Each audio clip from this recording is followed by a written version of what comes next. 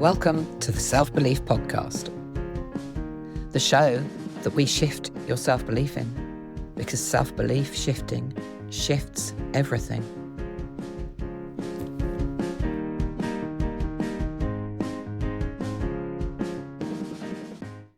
Do you ever walk into a room and start wondering what people think of you before anyone has even said anything? Or write a post and then think about the people who might see it, what they might think, and whether you should even put it out there at all? If that feels familiar, this episode is going to help you understand what might be happening underneath it. Welcome to the Self-Belief Podcast. I'm Jenny Field, the founder of Just Being Me, and this episode is called What Happens When You Think Everyone Else is Judging You. It's the last episode in my series of 4 about judgment, and this week we're talking about the difference between being judged and thinking you're being judged. Because there is a difference. Being judged is something that actually happens. Someone says something, pulls a face, makes a comment, or gives you a reaction that tells you they have formed an opinion. Thinking you're being judged is what happens in your head before anything has actually been said.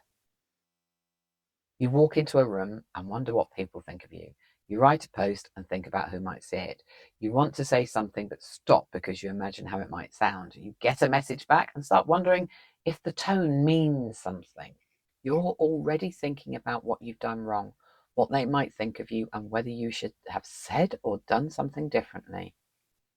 And that is the part that can really affect your mental health. Because when you think other people are judging you, you don't just have one thought and move on. That thought starts changing what you do next. You hold things back, you say less, you explain more, you avoid posting, you don't ask the question, you don't put the video up, and you don't say what you really think because you've already imagined what someone else might think of you. And when you're doing that all the time, it takes a huge amount of energy. And I know this oh so well. Because for a long time, I didn't want to post videos. At first, it was a general feeling of, what will everybody think of me? Then it became more specific. I was able to post in private groups, but not on my main profile. Because my brain had found the evidence to say, oh, look, these people are in my private group, so they're okay with me. But everybody else? Ooh.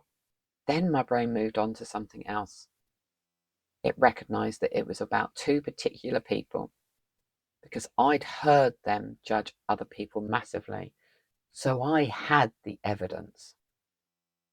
So before I even posted anything, my brain had already created the reaction for me. I could hear them saying what I was imagining. I imagined how they might judge me. I imagined how it might feel if they saw me and decided something about me. What were they saying behind my back? But nothing had actually happened. I hadn't even posted the video yet. But I still felt it. And that's why this matters. Because your brain can react to what might happen as though it already has. And that can stop you from doing things that actually matter to you. It can stop you from speaking, from showing up, from asking for support, from sharing your work, or for letting people see who you really are. And the hard part is that it can feel really sensible at the time. It can feel like you're protecting yourself. It can feel like you're avoiding embarrassment. It can feel like you're just being careful. But if you're always trying to avoid being judged, you start making decisions based on what you think other people might think of you. You don't choose from what is right for you. You choose from what feels safest to other people. Oh my God, that's exhausting. Especially if you're neurodiverse, rejection sensitive, or you've experienced trauma and had years of being misunderstood, corrected, or just told you were too much. Because then your brain is already looking for the signs that you've got it wrong. Someone doesn't reply and you wonder what you've done. Someone looks distracted and you think it's about you. Someone gives you a short answer and your brain starts filling in those gaps. And those gap fillers, God, they're not normally kind, are they? They're usually full of all of the things that you've been scared people might think about you. You're too much, you're annoying, that you said the wrong thing, that they don't like you, and you've made yourself look like a fool. And this is why thinking others are judging you can have such a big impact on your mental health, because it doesn't just stay as one thought. It becomes replaying conversations, avoiding people, checking your phone, not posting, saying yes when you mean no, and trying to be the version of you that you think will be judged the least. And that version, that version is usually no longer the real you. You've lost yourself. You become careful with your words, careful with your reactions, careful with your needs, and careful about how much space you take up in the world. After a while, you can start to feel like you don't even know what you think anymore, because so much of your energy is being used to work out what everyone else might think. That's not just overthinking, it's a mental overload. It's your brain constantly trying to work out if you're safe, liked, accepted, or about to be rejected. And when you've lived like that for a long time, it can just start to feel normal. You might not even notice how much you're adjusting yourself. You might only notice that you're tired, you're anxious, you're irritable, or that you don't want to be around certain people or certain places. That's why this awareness matters. When you become aware that you are reacting to what you think might happen, not what has actually happened, you can start to separate the two out. You can ask yourself, has this person actually judged me? Or am I just expecting them to? You can ask, is there actual evidence here? Or am I reacting like I have done something wrong because that's what I'm used to feeling? You can ask, am I choosing this because it feels right for me? Or because I'm trying to avoid what someone else might think of me? Those questions matter because they bring you back to what is actually happening. You notice the thought, you notice the fear, and you notice the behavior that comes after it. Then you get to choose what you do next. That doesn't mean you suddenly stop caring what people think, because you won't.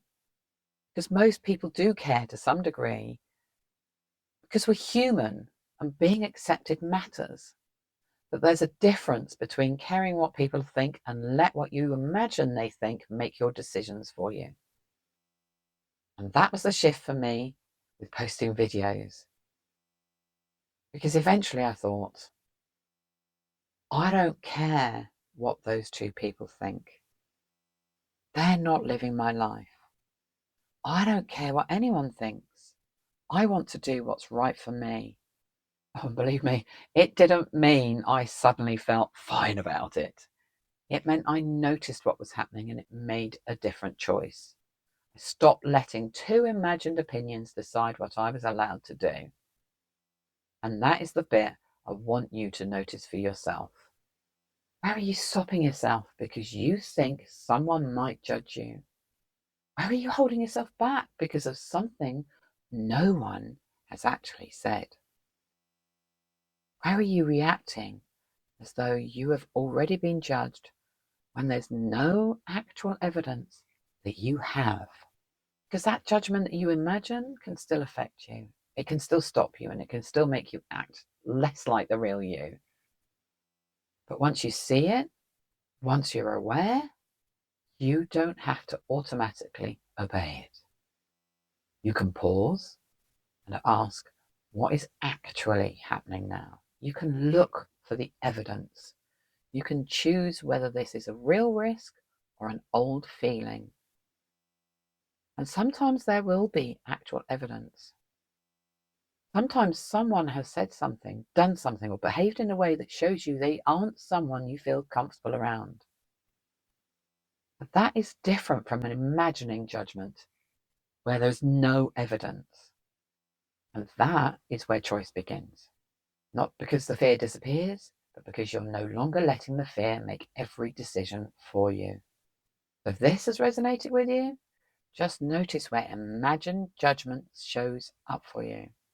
Notice the moments where you hold back, the posts you don't put out, the questions you don't ask. Notice the times your brain decides what someone thinks before they've actually even said anything. Then ask yourself, is there actual evidence here, or am I reacting to what I think might happen? Thank you for listening to the Self-Belief Podcast. I'm Gemini Field, and I'll see you in the next episode. Thanks for listening today. If you'd like to know more, you can find all the links down below. Oh, and don't forget to press subscribe so you can catch the next one. See you soon.